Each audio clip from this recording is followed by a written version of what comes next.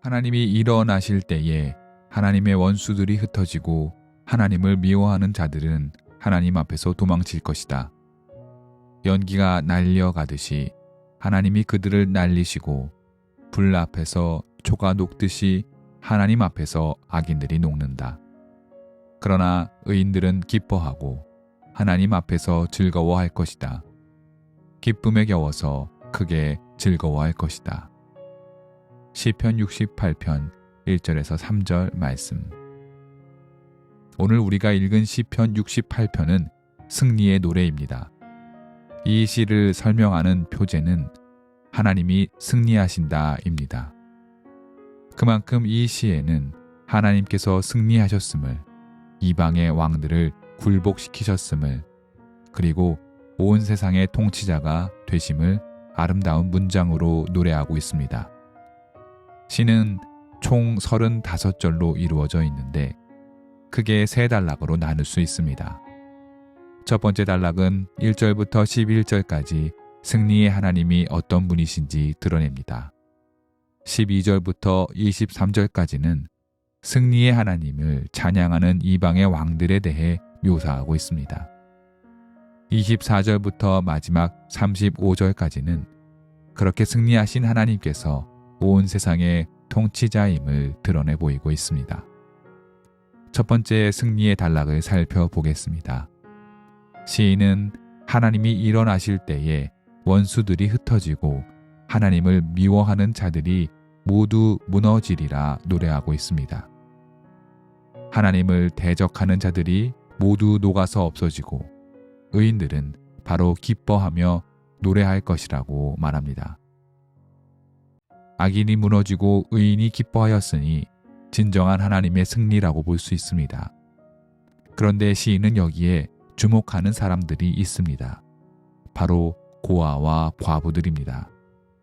시인은 하나님께서 승리하신 바로 그곳에서 고아와 과부들을 돕는 재판관이 되신다고 말합니다. 이 승리의 찬양 첫 번째 단락에서 고아와 과부들에 대한 관심은 반복됩니다. 10절에서도 주님은 승리의 자리에서 가난한 사람들을 생각하셔서 좋은 것을 예비하셨다고 말하며 11절에서도 승리의 소식을 당대의 약자들이었던 여인들이 전하였다고 말합니다. 악인이 무너지고 의인이 살아난 승리의 순간에 하나님께서 고아와 과부들로 표상되는 그 땅에 어렵고 힘들게 살아가는 약자들을 기억하셨다는 것은 매우 중요한 의미를 지니고 있습니다. 먼저 이는 참된 승리의 의미가 무엇인지 보여줍니다. 우리는 하나님의 승리를 일견 군사적 승리로만 보는 경향이 있습니다. 악한 세력과의 전쟁에서 승리하신 하나님을 묘사하거나 하나님의 군대가 이방의 군대를 무찌르는 모습을 떠올리곤 합니다. 이와 같은 승리의 묘사와 표현이 잘못된 것은 아닙니다. 성경에는 하나님의 군사적 승리를 여러 군데에서 다양하게 묘사하고 또 기록하고 있기 때문입니다. 그러나 하나님의 승리는 비단 전쟁에서의 승리만으로 제한되지 않습니다. 성경은 언제나 승리와 또 승리 그 이후의 남은 자들에 대해 관심을 쏟습니다. 특히 살 곳을 잃고 생계를 잃어버린 가난하고 어려운 자들이 하나님의 승리로 말미암아 다시 살 곳을 찾고 삶의 희망을 찾음은 하나님의 승리가 목표하는 바이기도 합니다. 하나님께서 악인들을 무너뜨림으로 고아와 과부가 다시 살아났다는 말은 또 무엇을 의미할까요? 시인이 보기에도 이 세상의 권세는 약한 사람들을 억압하고 올바른 재판을 받게 하지 않는다라는 의미일 것입니다. 악인들이 악인들인 이유는 언제나 타자를 억압하고 약자들을 짓눌러 자신들의 입속을 차림에 있을 것입니다. 현대에도 이는 마찬가지일 것입니다. 하나님의 승리는 악인들을 무너뜨리고 약자들이 다시 살아갈 희망을 얻음에 있음을 우리는 잊지 말아야 할 것입니다. 두 번째 단락은 하나님을 찬양하는 이방의 왕들의 모습을 담고 있습니다. 시편의 시적 은유의 세계에서 이방의 왕들은 대체로 하나님을 적대하거나 반대하는 입장에 서는 경우가 많습니다. 오늘 우리 시편에서도 이방의 왕들은 하나님의 영광 앞에 어쩔 줄을 몰라 사방으로 흩어져 버리고 말았습니다.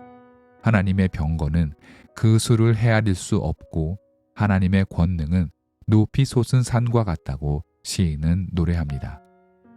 그런데 시편 68편에는 다른 시편에서 좀처럼 보기 힘든 이방의 왕들이 하나님께 예분을 드리는 장면과 하나님께서 이방의 왕들이 바친 예물을 받으시는 장면이 나옵니다. 18절을 다시 보겠습니다. 18절에 주님께서는 사로잡은 포로를 거느리시고 높은 곳으로 오르셔서 백성에게 예물을 받으셨으며 주님을 거역한 자들도 주 하나님이 계신 곳에 예물을 가져왔습니다. 주님께서 사로잡은 포로를 높은 곳으로 옮기셨고 그곳에서 백성들에게 예물을 받으셨다고 말합니다. 하나님께서 이방의 포로들을 적대하거나 그들의 목숨을 끊는 것이 아니라 그들을 높은 곳으로 올리셨다라는 말은 무슨 의미일까요? 다양한 해석이 가능하겠으나 하나님께서 이방의 포로들, 즉 하나님을 알지 못했거나 부정했던 자들을 높은 곳에 올리시어 세상을 바라보게 하셨다라고 볼 수 있습니다. 높은 곳에 이르러 세상을 보니 자신들이 하나님을 대적했고 반대했던 것이 얼마나 초라하고 어리석은 일이었는지 깨닫게 되었을 것입니다. 높은 곳에 올랐을 때 세상의 사람들이 작은 쌀알같이 보이는 경험을 우리 또한 해본 적이 있을 것입니다. 또한 장엄한 산맥 정상에 섰을 때에 세상이 얼마나 웅장한지, 그리고 피조물인 우리 인간이 또 얼마나 보잘것없는 존재인지 우리는 이따금 깨닫곤 합니다. 하나님의 대적자들도 마찬가지였을 것입니다. 높은 곳에 올라보니 세상이 달리 보이고 이 세상을 만드신 분에 대해 다시 생각하게 되었을 것입니다. 이 결과가 바로 이어지는 구절로 나타납니다. 시인은 말하길 주님을 거역한 자들도 주 하나님이 계신 곳에 예물을 가져왔다고 말합니다.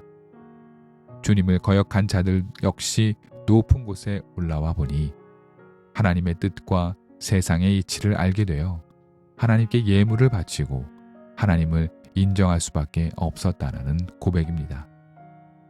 그리고 하나님께서는 대적자들의 예물을 내치시지 않았습니다. 시인은 이어서 세상과 대적자들 모두에게 말하듯 19절에 이렇게 고백합니다. 날마다 우리의 주님을 찬송하여라. 하나님께서 우리의 짐을 대신 짊어지신다. 하나님은 우리의 구원이시다. 날마다 주님을 찬양하라. 우리의 짐을 대신 지시는 하나님이다. 하나님을 대적하는 거역자들도 하나님을 높이고 그분께 예물을 바치면, 하나님을 인정하면 그 삶의 무거운 짐을 대신 짊어지신다라는 시인의 고백입니다. 하나님은 세상의 모든 사람들이 자신의 창조물임을 잊으시는 분이 아님을 시인은 말해주고 있습니다. 마지막 세 번째 단락은 승리의 하나님이 온 세상의 통치자임을 노래하고 있습니다. 세 번째 단락 전체가 하나님의 승리를 노래하고 찬양하며 온 세상이 그 승리를 인정하고 영광스러운 하나님을 높이고 있다 말합니다. 특히 24절에서 시인은 하나님의 행진을 모든 사람이 보았다고 시적인 언어로 묘사하고 있습니다. 하나님이 행진하신다니 이 얼마나 근사한 표현인지요. 물론 우리는 하나님이 인간의 눈으로 볼 수 있다거나 어떤 인간적인 모습으로 세상에 묘사된다고 생각하지는 않습니다. 시적 은유이기 때문입니다. 행진은 승리의 상징입니다. 오로지 승리한 장군만이 행진합니다. 행진하는 동안 주변을 둘러싼 사람들은 환호합니다. 행진은 단지 승리의 축하연이 아니기 때문입니다. 행진은 전쟁에서의 승리를 의미하며 이 승리는 곧 전쟁이 끝났다라는 뜻입니다. 더 이상 전쟁 없는 세상, 곧 평화를 말하는 것입니다. 왕과 장군들이 승리의 개선 행진을 하면 보통의 사람들은 이제 전쟁이 끝났구나라는 것을 알게 됩니다. 이제 다시 손에 쟁기를 들고 논으로 밭으로 나가 땅을 일구어야 하는 시기가 그 행진으로 말미암아 도래했음을 알게 되는 것입니다. 이제 다시 살 수 있는 세상이 된 것입니다. 시인은 이렇게 하나님의 승리의 행진을 한다는 시적 묘사를 던지며 세상은 전쟁을 멈추고 땅을 일구어 평화를 파종하라는 메시지를 우리에게 던지고 있습니다. 오늘 살펴본 시편 68편의 주제어는 단연 승리입니다. 하나님의 승리는 단순한 군사적 승리가 아니라 가난하고 약한 자들을 돌보는 승리, 그들의 아픔을 잊지 않는 일이 승리입니다. 또 하나님께서는 자신의 대적자들에게 하나님의 세계를 보여주며 당신의 영광을 보이는 것이 승리라고 말합니다. 마지막으로 하나님의 승리는 전쟁의 종식이며 평화 가꾸기의 시작임을 보여주고 있습니다. 하나님의 승리에 대해 깊이 묵상하며 참된 하나님의 승리가 무엇인지 또한 고민하는 오늘이 되었으면 좋겠습니다.